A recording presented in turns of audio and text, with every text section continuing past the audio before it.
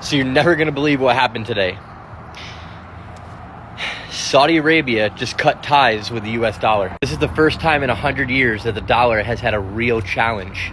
Just so we're clear, Saudi Arabia is one of the richest countries in the world with oil. And the dollar has been backed by oil. It's been called the petrodollar. See, the dollar used to be backed by gold. For every dollar, there was a piece of gold backing every dollar. But in 1972, 3, around there, President Nixon took us off the gold standard. So ever since then, it's been backed by nothing but oil. Really nothing, though. That's why we're able to print as much as we want. That's why we have such inflation going on in the United States and around the world. So to stay in power, we forced countries to buy oil with the dollar, and only the dollar. And if they didn't, we would go in, we'd invade their country, and we would blow them up. Well, you can't just go invade Russia and invade China. They're superpowers with nuclear weapons. There's nothing you can do. And those are two countries that said, no, we're not going to do that. We're not going to use the dollar. Now, they did to an extent, right? We slapped sanctions on them and stuff like that. So they did to an extent. We had partnerships with Saudi Arabia. So Saudi Arabia said, no, we're only going to accept dollars. But that is no longer happening. Now, what does that mean for you and I? Well, that's where the BRICS nations comes in.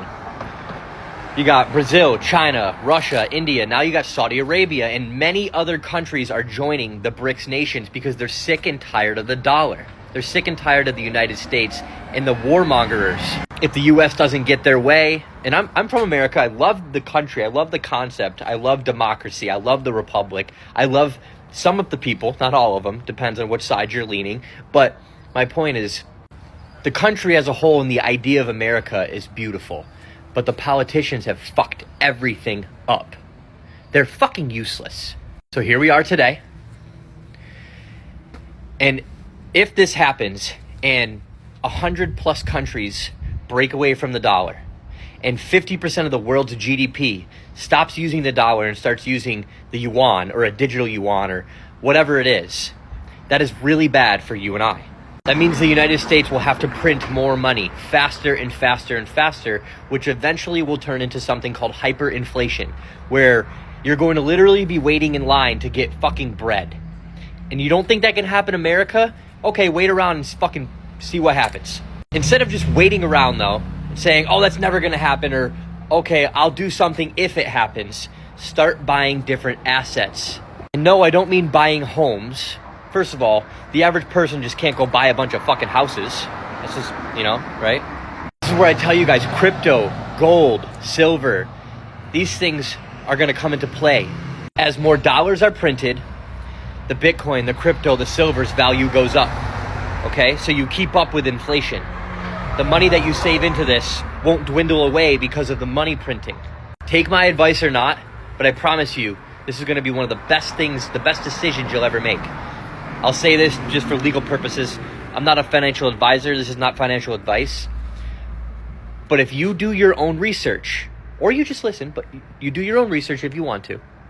I've done thousands of hours of research on cryptocurrency, gold, silver, money, how it works, all these different things, what's going on in the world. I mean thousands of hours.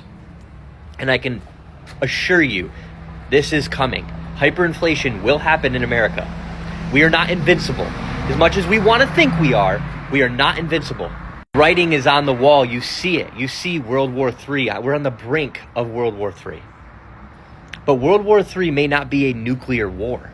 World War III is probably going to be something to do with money and trade and oil, which could essentially turn into a war, like a real fucking war, like where we're invading countries and people are invading us and all this kind of shit.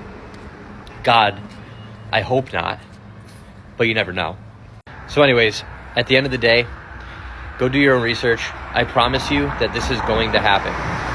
If you don't understand crypto, if you don't understand Bitcoin, gold, silver, why they're valuable, you need to go learn that first. Once you learn that, you'll understand why you don't want to keep holding on to dollars. So let me know if you have any questions.